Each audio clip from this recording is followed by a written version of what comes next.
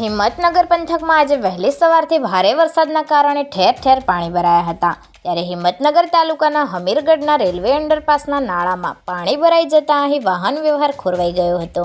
પરંતુ એસટી બસના ડ્રાઈવર દ્વારા અહીં પાણી ભરાયેલા નાળામાંથી બસને પસાર કરવાનો પ્રયાસ કરાતા બસ આખી પાણીમાં ખાબકી હતી અને એસટી બસ પાણીમાં ગરકાવ થઈ ગઈ હતી. જોકે સદનસીબે બસના ડ્રાઈવર સહિત મહિલા કંડક્ટર સમય સૂચકતા વાપરી બસના છાપરા ઉપર ચડી જતાં તેમનો આબાદ બચાવ થયો હતો. જોકે ઘટનાની જાણ થતાં લોકોના ટોળે ટોળા અહીં ઉમટી પડ્યા હતા અને એસટી બસના છાપરા ઉપર ફસાયેલા ડ્રાઈવર કંડક્ટરને સલામત રીતે બહાર કાઢવાના પ્રયાસો હાથ ધર્યા હતા.